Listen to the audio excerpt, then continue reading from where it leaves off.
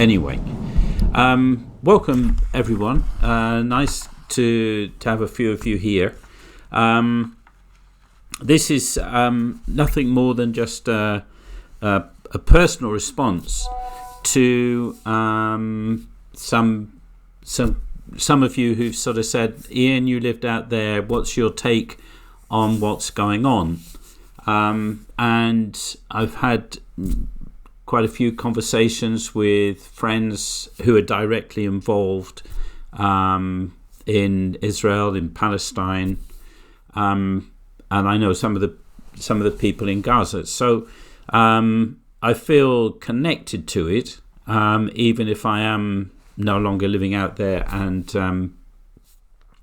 I'm an outsider, really, like so many people. And the how can I put it? It's very easy to become an armchair analyst and to sort of just chew the cud, mainly because one's so traumatized by what's happening.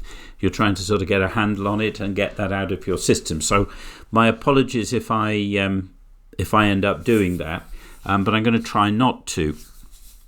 I did put up a video yesterday, I think, 2 days ago, about the icon of Our Lady, this one up here, that I painted on the Israeli separation wall.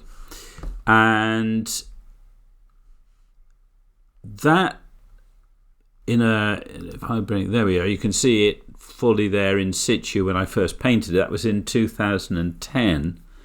I remember that situation then was pretty dire, and then in 2014 was the first really heavy bombing of Gaza, and this icon that I did was used by a lot of people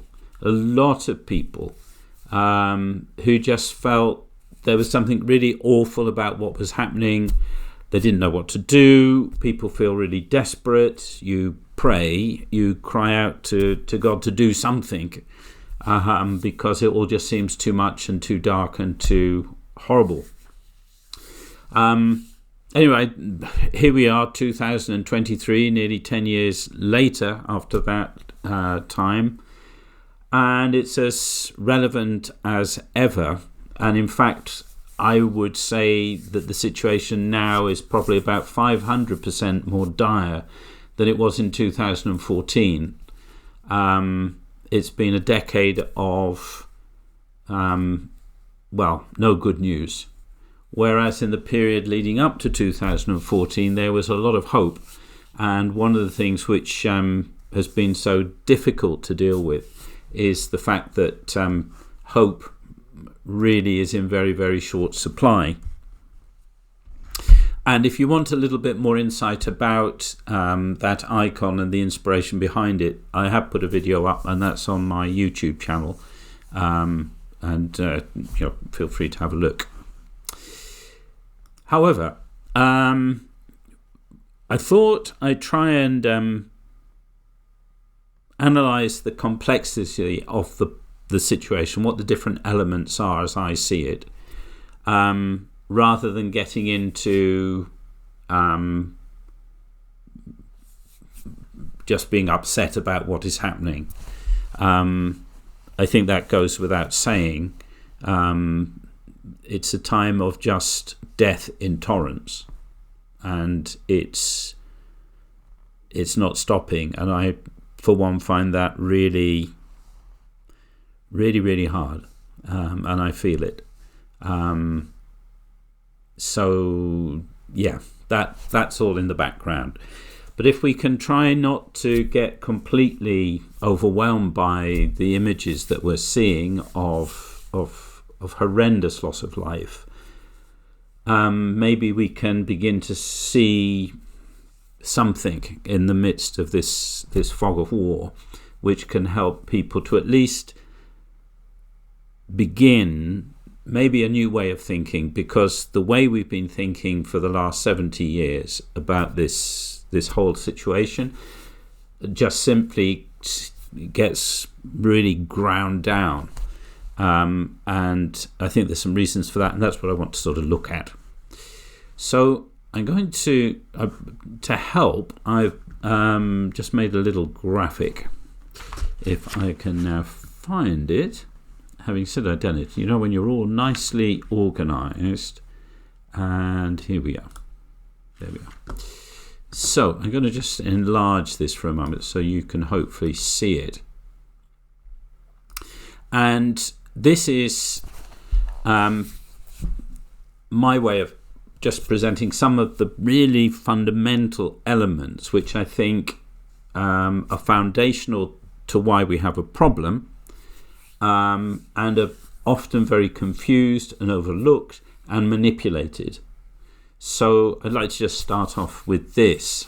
So some statements of fact. So the black box at the top, this is the situation. This is not anything incontrovertible. It's not something you can argue about. It's just facts on the ground. First of all, Israel exists. It is a country. It is a state. It functions for Jewish citizens of Israel as a full democracy. For Arab citizens of Israel, there is discrimination in terms of all sorts of rights to do with what you can buy, like buying land, places you can live, who you can marry, and this sort of stuff. So that's just the fact on the ground. Secondly, it is a military power, probably the most serious military power in the Middle East. It has masses of resources in terms of weaponry, which includes nuclear power, nuclear bombs, and it's a major ally of the United States in the region. But the thing that is often overlooked and is sort of said and people move on is the occupying power, and has been for 70 years, or certainly since 1967, with the taking over of the West Bank and so forth. That is incontrovertible. And as an occupying power, it has all the rights and responsibilities of the people it's choosing to occupy. It's Israel's choice. Nobody has forced Israel to occupy the West Bank and the Gaza Strip. It chooses to do so and to continue to do so because it believes it's in its security interest. Certainly that's the argument that's put forward in general. The people that live in the West Bank, even when they're under the Palestinian Authority, or even if they're in Gaza,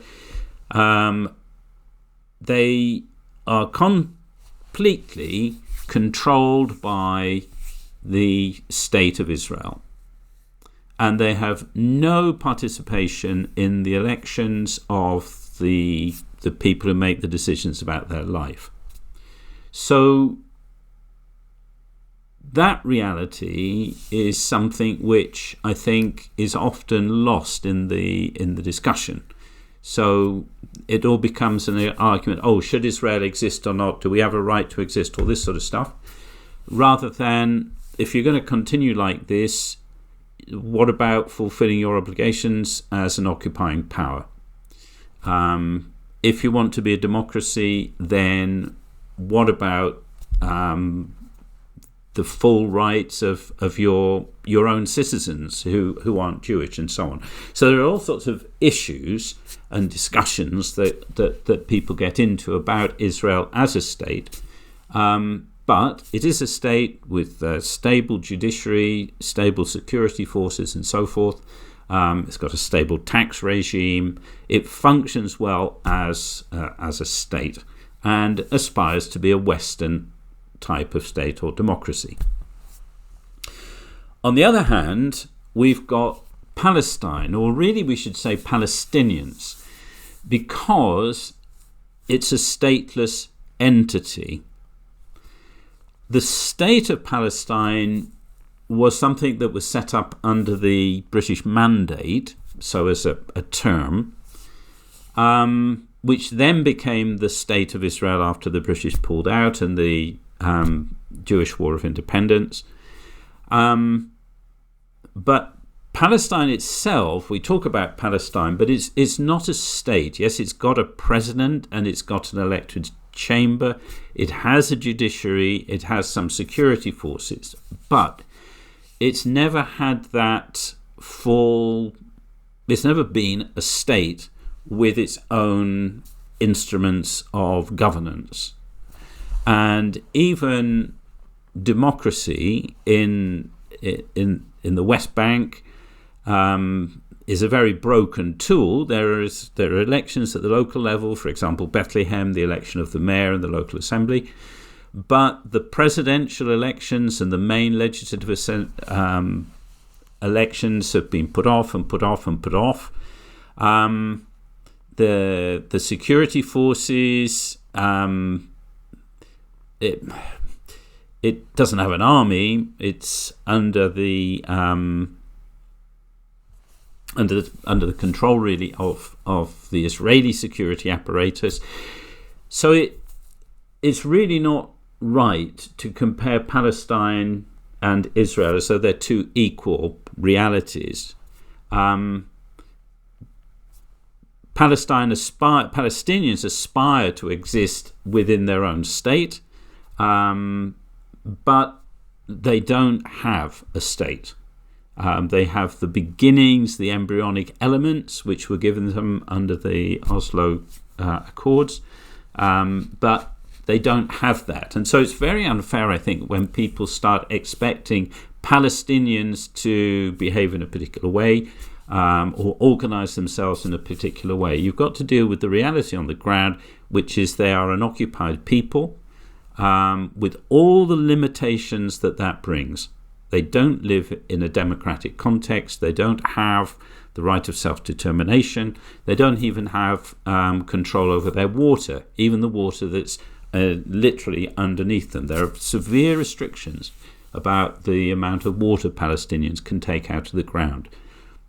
All of those things make life very, very different for Palestinians living in the Holy Land to Israeli Jews living in the Holy Land. However, the Palestinians are not going anywhere. Now, having said that, one of the big issues for Palestinians are those who were forced out of their homes in 1948, ended up in refugee camps in the neighboring countries, and many of them are still there. So part of what the Palestinian consciousness concerns is very much this diaspora of people. They all want to be back together. There is a sort of longing, a desire for them as a complete community to have the chance to be back together again. But that itself is a whole nother ball game. But for those who are still in the West Bank and in Gaza, well, there are millions of them, and there's no intention for them to go anywhere. So what's going to happen about that? That's facts on the ground. And the final thing I would say about the Palestinians is that they have been, for the last 23, 24, 25, 26, 27 years, partners for peace, real partners for peace. And certainly during the time that I was in Bethlehem, it was very clear that while Gaza was a bit of a nightmare for a lot of people, in Palestinians as well as Israelis, in the West Bank there were very, very, very, very few attacks on Jews in either the West Bank, in settlements, or in Israel. Now, the Israeli story was that this was because they built the wall. But there's about 140,000 Palestinians from the West Bank working in Israel. So they're regularly working there. They're in and out. The wall is very porous. So it's not really an apparatus which is stopping anybody, if you're a determined terrorist, going into Israel proper and causing mayhem. Likewise, there's not been a single rocket fired by anybody from the West Bank into Israel. So Israel has had peace delivered to it, but the question is how? Well, if you read the Israeli press, when a terror group has been, sort of a terror cell has been arrested or whatever and prosecuted, incarcerated, quite often there's a recognition by the court for the very important cooperation by the Palestinian security forces. It's that which has been very controversial for the Palestinians to deliver on, and yet until this last year they have cooperated in security matters fully with Israel, and that has delivered the security and the lack of terror attacks from the West Bank. And the Palestinian leadership gets no recognition whatsoever for doing that.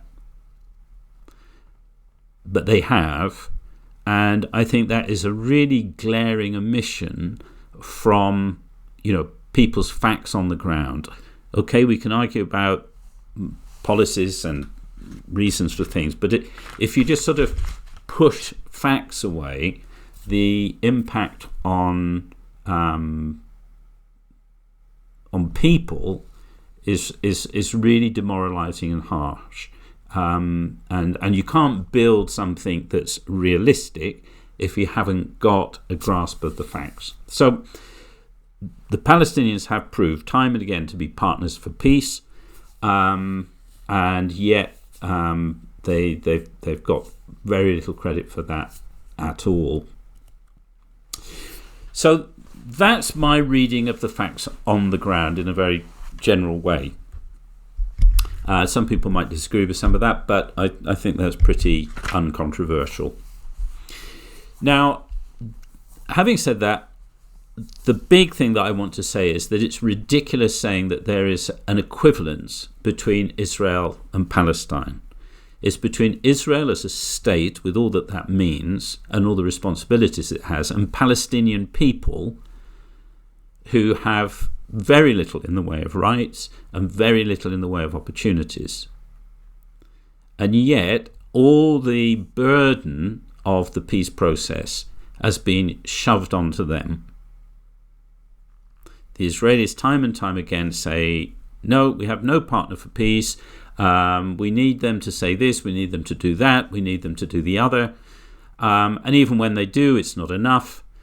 And to be honest with you, I think it's fair to say, and this is coming out in the Israeli press at the moment, that Netanyahu as a force within all of this has been pernicious and destructive.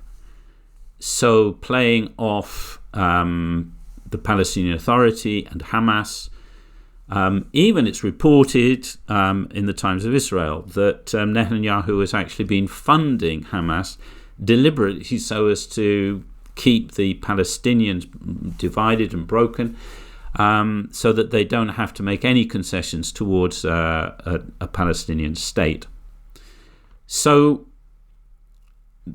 I think when you realise that, it becomes very clear that you don't sort of just address the issue in terms of, there's Israelis and Palestinians, it's complicated, let them work it out. Why don't they do this? Why don't they do the other? They're two very different entities, and they need to be treated on different terms, really, because the realities are so different. So that's the first bit of background that seemed very important to me when I was living there, and how I look at the situation now. The second thing is the West perspective. And I think that's important because the whole peace process has been in the hands of the Americans and Western governments like the British government and so forth, and historically has played a very important role in creating the mess. And I think it's really important that we, as Western people, looking into this situation, realize the eyes that we're looking at it through. What do we see? What's our assumptions? What are we bringing before we've even opened our eyes to what's going on? And there are two things. First of all, there's the Bible. And secondly, there's the Holocaust. And these two elements are so rooted in the West subconscious, and they're so rarely unpacked, that there's all sorts of assumptions brought into conversations before we even start to look at the stuff on the ground. And I've seen this time and time again in, say, the British media. Listening to Piers Morgan. Now, Piers Morgan has been doing quite a good job of getting different sides together and so forth, but the presumptions about Israel's right as a Jewish community to live in that place is sort of taken for granted, because I suppose for a lot of us, it's in the Bible, isn't it? And a lot of Christians, even if they're very pro-Palestine, we come with Israel and the Holy Land, and we go on pilgrimages, and Jesus was Jewish, and Mary was Jewish, and the apostles were Jewish, and it's a Jewish land. So we have an empathy built into our DNA now for the Jewishness of the Holy Land. And without even thinking about it, we make assumptions that when we talk about the state of Israel, we're talking about what's in the Bible. But actually, the state of Israel never exists in the Bible. There's the people of Israel, God's people. There's the kingdom under David, but there isn't a state of Israel. And the Jewish people exist throughout the Bible in various contexts, for example, under the judges, living in parts of the hill country, not in the area of Gaza and along up Ashkelon, Tel Aviv, and so forth. That was the Philistines for a long time. It's when you say, well, what do you mean in the Bible is the state of Israel? You can't even nail down any borders, let alone governance and so on. If there is governance, it's usually under kings. And is that really what the state of Israel is about? It's very, very confused. And I think basically for most of us, and this was me, when I first went there, I went, just automatically, this is like Israel and the Jews and they're back and so on and so forth. And of course, as a pilgrim, you're going back, trying to get back to the time of Jesus. So it's all about when Jesus was there as a Jew, and the Jews are there, and it all sort of holds together in the subconscious. And that's a problem when you're trying to understand what's actually there. Because this is not the biblical kingdom of David. This isn't about a state as we understand it today. This is what's in the Bible is something different. And there were Jews living in Palestine right up all the way through from ancient times. So it's not like they'd left the land. The question now is, do they get exclusive control and governance of the land? So for Jewish people, that is a real thing. And for some Jews, there's a real... and they're really uncomfortable about it because, for example, there is no temple. And how can Israel exist if there's no temple, etc., etc.? That's a whole other thing which I'm not really terribly well versed in, but there is that division. So that's the first thing. As a Westerner, when I arrived, the first thing that I was suddenly aware of was that what I was reading in the Bible and the reality on the ground, well, there's a 2,000-year gap, and things weren't quite as I'd assumed. And the other big thing for those of us who come from the West is the Holocaust. I grew up in the 70s watching The World at War and The Final Solution and all these really very powerful documentaries which really expressed very clearly what had happened to the Jewish people in Europe at the hands of one of the most civilized countries in Europe. And, those atrocities could have taken place anywhere. And that was one of the most formative influences, I think, on my growing awareness as a teenager, the world in which I lived. So, and the sense of guilt in the West, because of the rise of anti-Semitism from the 19th century and the sort of development of ethnic, genetic, racial theories and all this sort of stuff, which really took hold, especially in America, in the scientific community, Yale and Harvard and this sort of stuff. A lot of guilt about where that all ended up, and a feeling that 6 million people being gassed and exterminated wasn't something we can just say, oh, that's history. So there's a lot of guilt, a lot of soul searching, and a lot of empathy naturally among Western folk for the Jewish people and what they've been through. So that is one of the reasons I think that Palestinians find it so frustrating when they're trying to talk to people outside the country, because they have to wade through all this stuff, all our baggage that we bring, and it's a baggage which is sort of basically letting the state of Israel off the hook, even in terms of its responsibilities as an occupying power. And you can see that now in what's happening in Gaza. The suggestion that, 1 million Palestinians can go to Egypt. You're the occupying power and you're blasting the place to smithereens. It's your responsibility to look after these people. That's what it means to be the occupying power. You don't just get a free pass to just say, we're doing what we want. They can go to Egypt. Somebody else look after them. Absolutely ridiculous. Totally morally reprehensible. Totally unacceptable. And, it's indicative of the knock-on effect of the way in which we as Westerners have allowed Israel to... We have allowed it to have a pass in terms of its responsibilities, even as occupying power, let alone to end the occupation and to deliver on the peace process.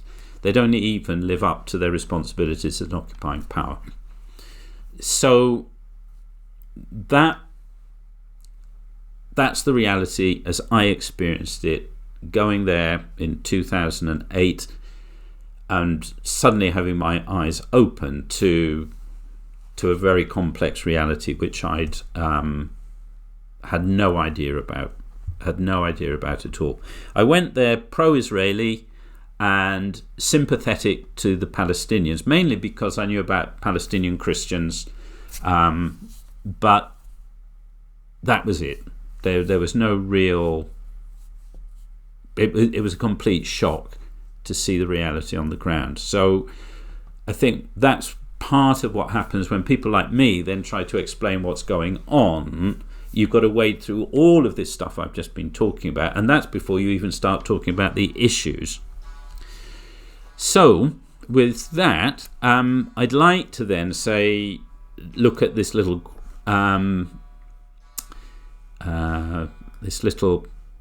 graphic that I put to try and summarize the if I move that a little bit, then you can see me and I can talk to it at the same time.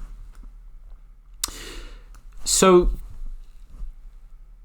the normal way into discussing these issues is through these things that I've been outlining to you. People come in with one thing or another thing, an experience they've had, something on the ground they disagree with, and people drive through that.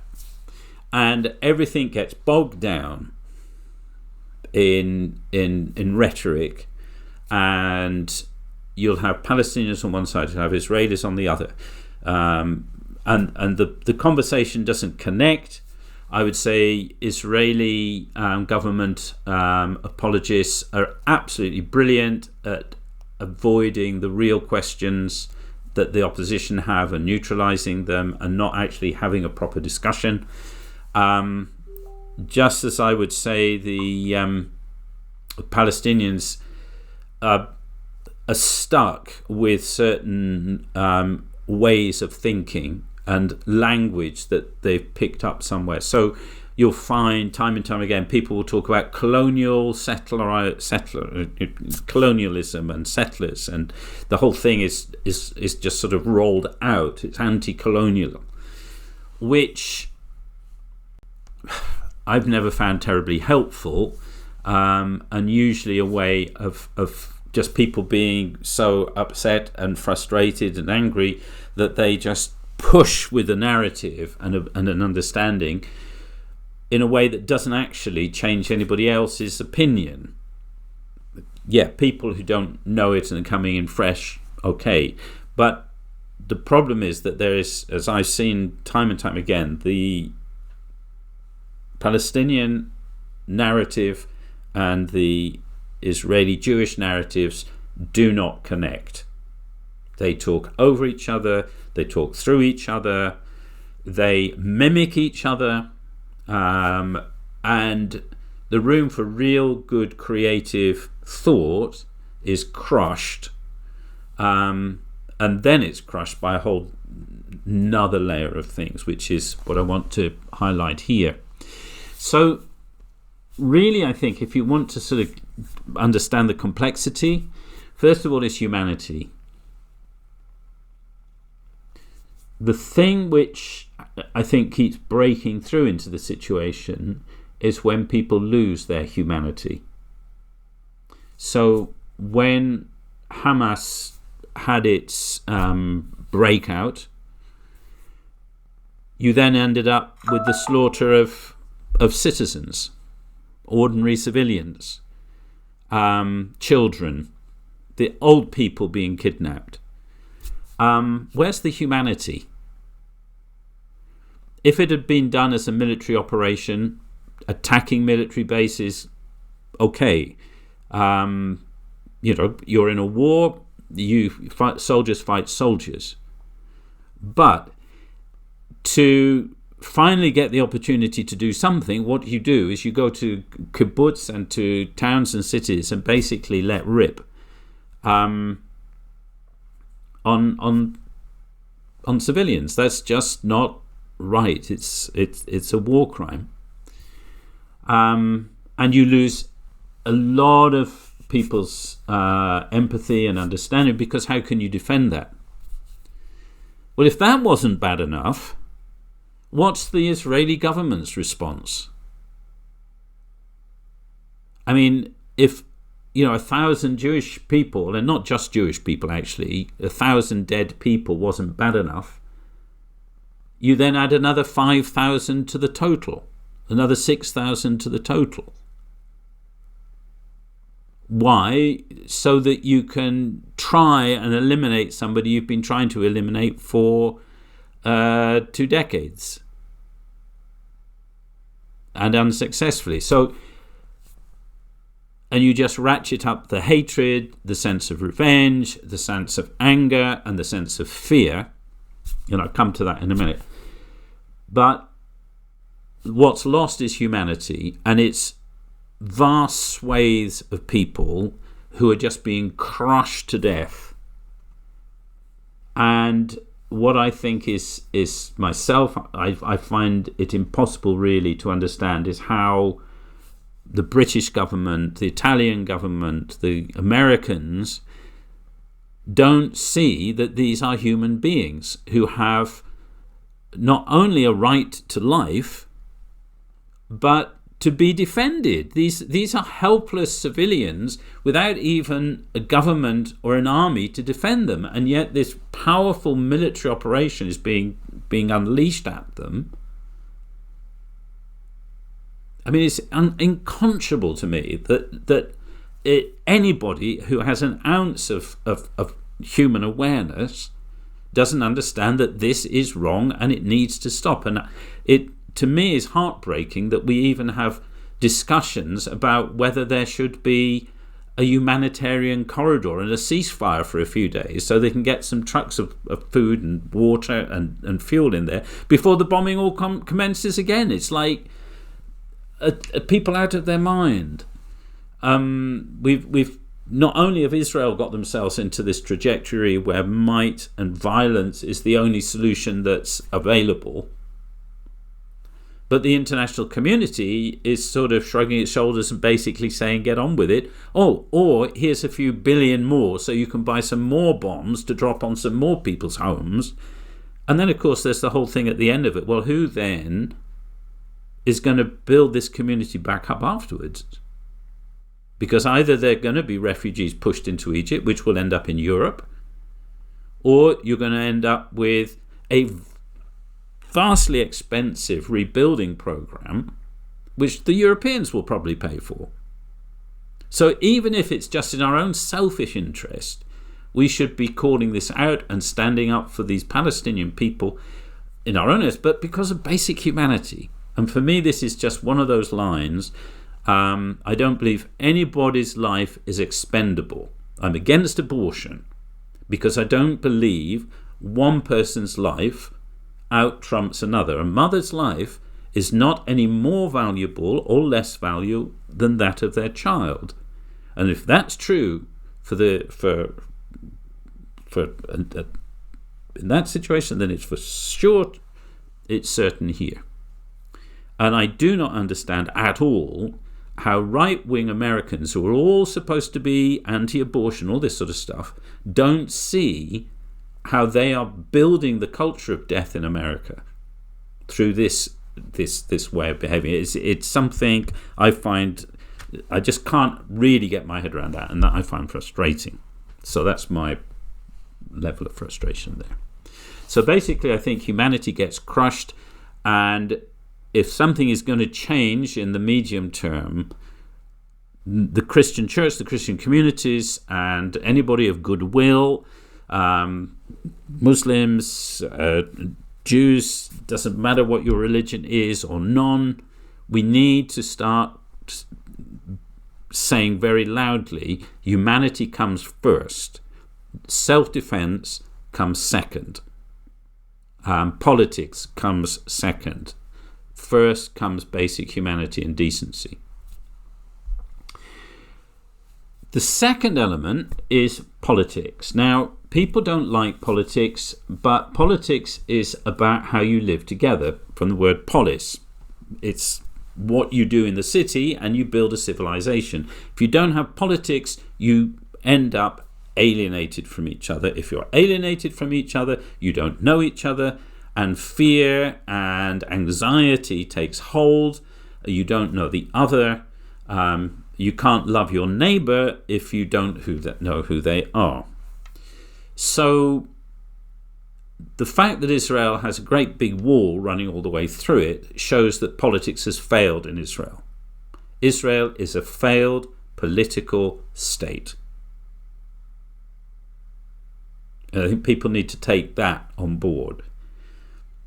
If the wall itself wasn't an obvious statement of failure, then the fact that you've actually got a convicted terrorist in the Israeli government should be a really, really big red flag about what is happening in Israel.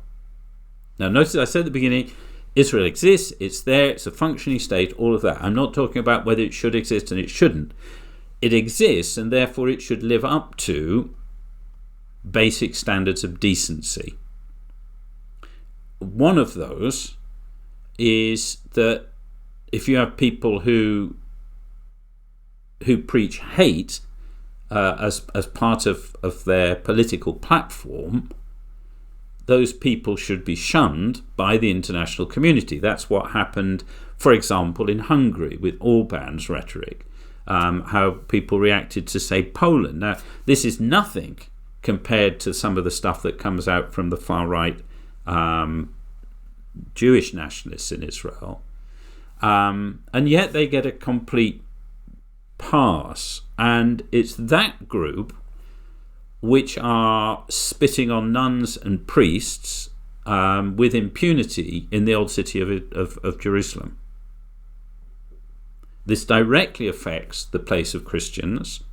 The attacks on the churches where they destroy statues and even try to burn down a monastery is because they see us as idol worshippers. Christians are idol worshippers, and they need to purify the land from these pagans, as they see us.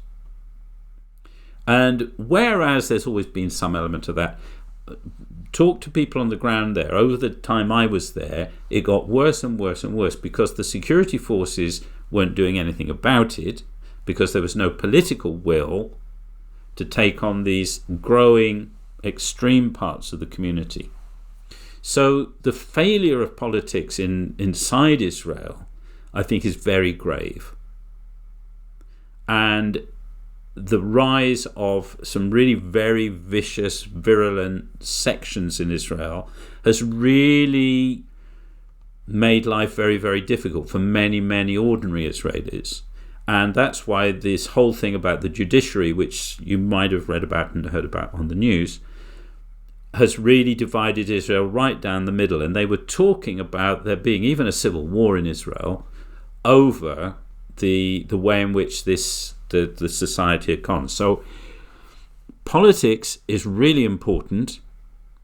It's not a luxury. It's absolutely fundamental to getting communities to live together. And when that is played with by other agendas, it really shuts down what can happen. So if we want to try to do something to help Christians in the Holy Land, or we want to do something to help Palestinians and their rights, part of what needs to happen is, a real serious attempt to make politics work within Israel itself, and helping Israelis to maybe realize quite how serious this is, and to be supported in trying to find some way of developing their community in a way which is less manipulated by really malicious forces. And I'm going to come back to that in a little bit, because I'm going to talk about healing and trauma, which I think is one of the big things in the middle, but I'll talk about that after I've mentioned the final thing before that, identity and story. I think one of the reasons why it is really difficult for people outside to really know what to do, because so many times I talk to people and they go, oh, it's all very complicated, and they feel really sorry about what's happening to the Palestinians. They don't feel it's right, but then they feel sorry for the Jews and what happened to them, and well, they seem a very nice, and this is about terror, and oh, can't be dealing with it, write it off. I'll go back to something simpler.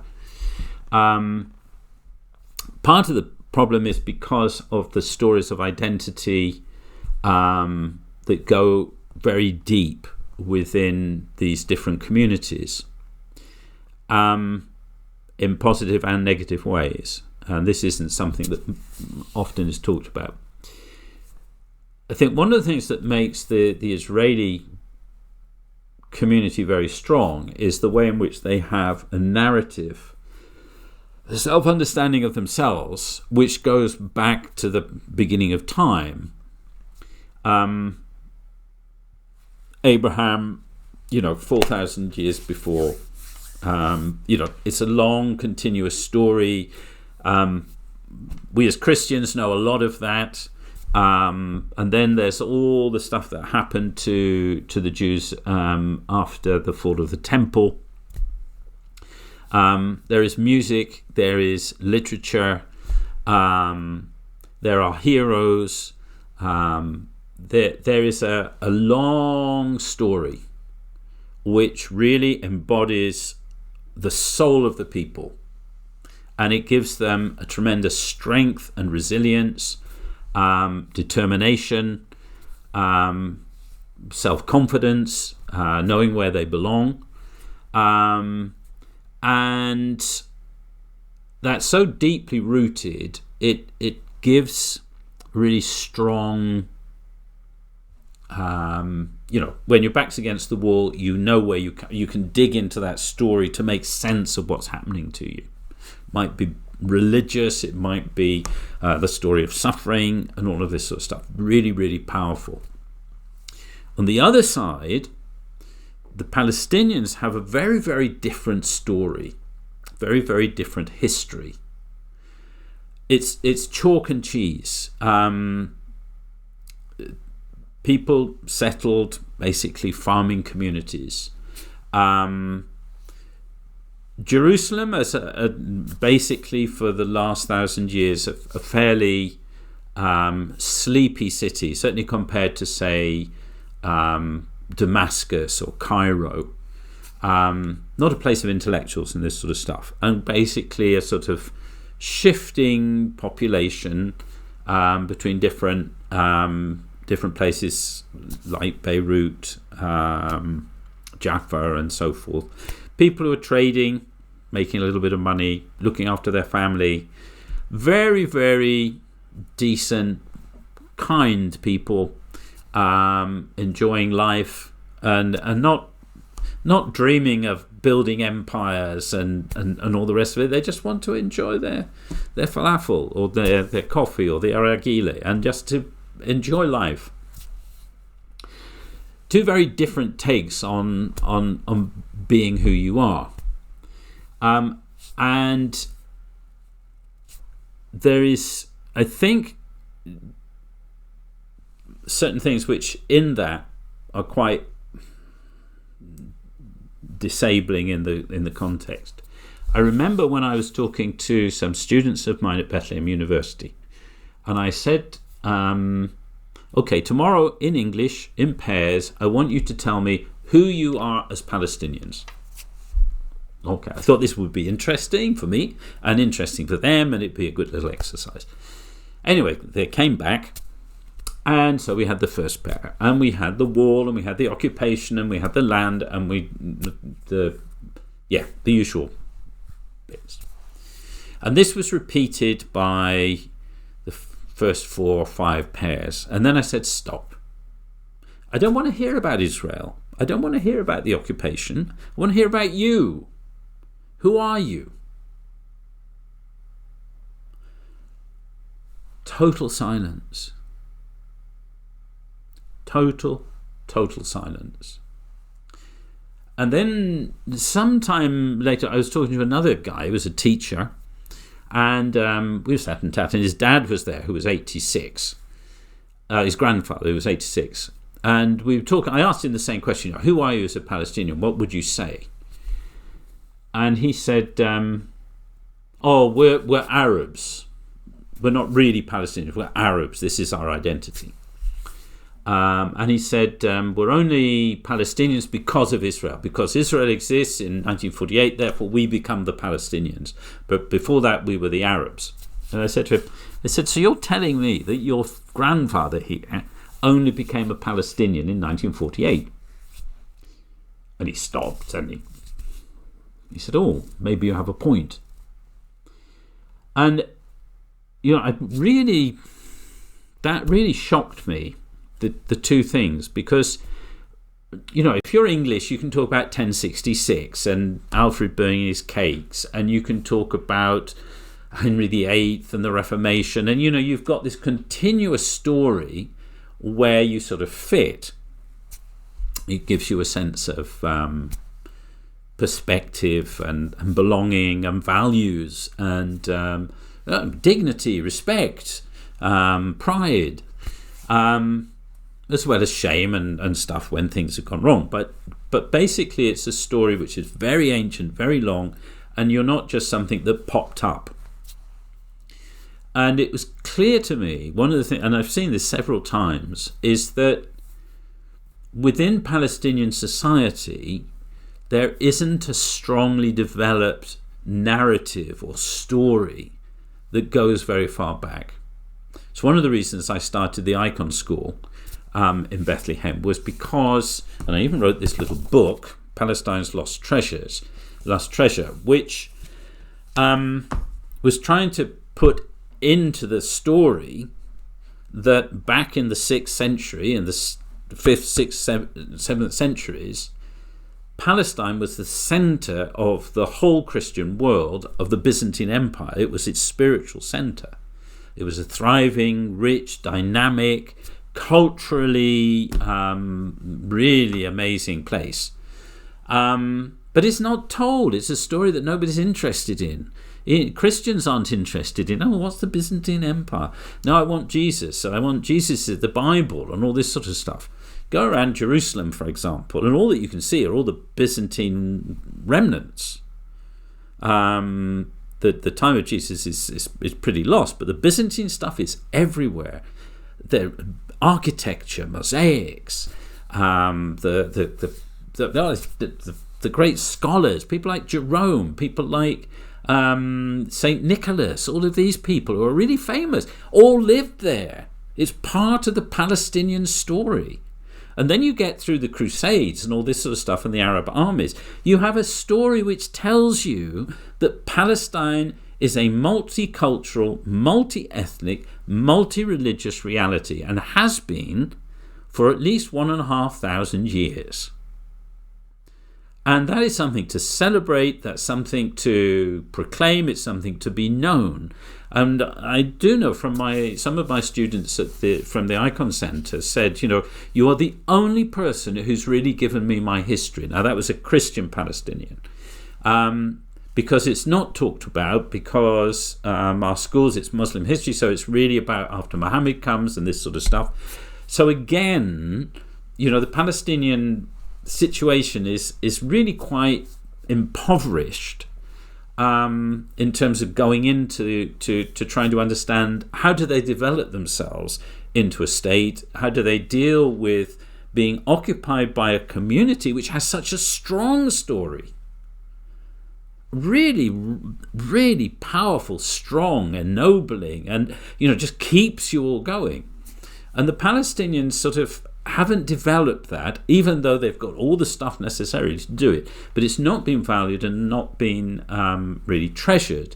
Rather, it's their more recent folk history. So, for example, embroidery, food, this sort of stuff, very tangible living stuff. That's what Palestinians really enjoy, is being alive. Go to a Palestinian wedding, it's just people, just like being alive. They love their family, their kids, and all this sort of stuff. So finally, I want to just then come to what I think is perhaps the biggest problem of all. And that is trauma.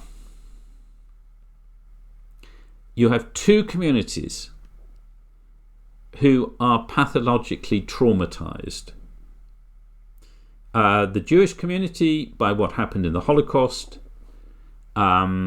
and the Palestinians about what's happened to them since the arrival of Jewish settlers at the beginning of the 20th century, and the gradual evisceration of their communities and their lands, their homes, their businesses, their sense of pride, of self-respect, which has been systematically squeezed out. They've lost everything.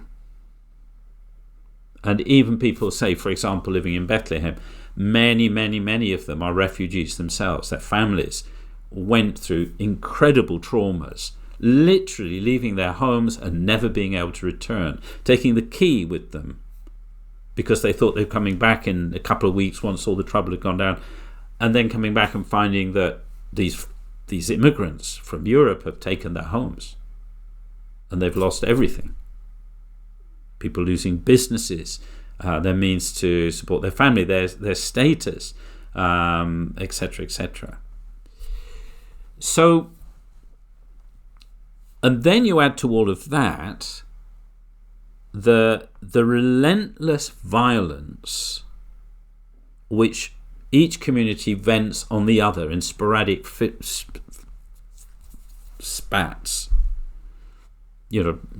Talking to Jewish people about the bus bombings after the Oslo peace process had started, and how deeply traumatized that left them. People who are really into the peace process, just so scared, they reacted and went in another direction, used by their politicians, I would say, deliberately manipulating that sense of fear, of which Netanyahu was a main culprit. Palestinians, I mean, gosh, when did it stop? A friend of mine is a priest in Palestine. His brother was arrested. The soldiers came to the family home at night, dragged him out of bed, took him and his father off. He was, I think, 19 or something. He was taken to court, military court, anonymous accusations, and locked up in prison. And then when you've been in prison, then there's big restrictions on how you can be employed, even by the Palestinian Authority. And that's repeated time and time and time again. Kids arrested. I was talking to somebody on the other day. His brother is in prison. His mother doesn't know what's happened to him, where he is. And now with everything going off in Gaza, what's their situation? The trauma of being a mother and not knowing where your son is, your teenage son, where is he being locked up? Who's looking after him? What's happening to him? And that's before you get to house demolitions. People literally having their houses taken off them and demolished, or taken off them and literally their possessions thrown into the street, and a family of settlers moving in. I mean, you don't have to be a psychologist to understand how traumatic any of that experience is. And this is happening with impunity every single night. Every single night. Israeli soldiers go into the West Bank and out again. They pick somebody up, they take them away, they might release them, they might not. You go to a checkpoint, you don't know if you're going to be let through or not. There's all systems to be played. Even, levels of intimidation which are very sort of subtle. So, for example, I know somebody, he was 18 and he started writing things. He's articulate, he's passionate, he believes in the peace, but he believes in justice, and he's writing fluently and articulately. And he gets a letter from the local Israeli military commander saying, "You're very clever, very bright lad, etc., etc. But if you're going to continue writing this stuff, it's going to make life a little difficult. You don't have to say much, but you intimidate people." I saw the same thing happen with another young guy that I knew. He was quite active in politics, but not a violent guy at all, just believed in arguments and the justice of the thing. And he was always talking about it. And then suddenly one day he'd come back from Jordan and was taken aside, and after that he didn't talk about politics in any public way. Silenced. And he wouldn't talk about what had happened. So, there are so many levels at which the trauma that the Palestinian community has gone through, and that's before we get to what's happening in Gaza now. These communities are people who have a visceral sense of fear for their existential existence, both communities.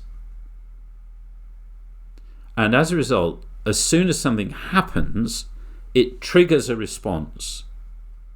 And you can see what's happening in Israel. They have gone completely crazy. What they are doing to Gaza is demonic. It's not what decent human beings do to other human beings. It's like a collective neurosis which is spewing out this need for revenge and hate. But actually it's just fear that just wants to... They're out to get us. They're going to... It's this existential moment. It's back when I heard this and read this, from Jewish people saying, it's like the 1930s and it's Hitler again and it's all over. And if you think these are people, whose grandmothers were taken out of bed and shot, whose parents perished in these most god-awful places, this is not just them being dramatic.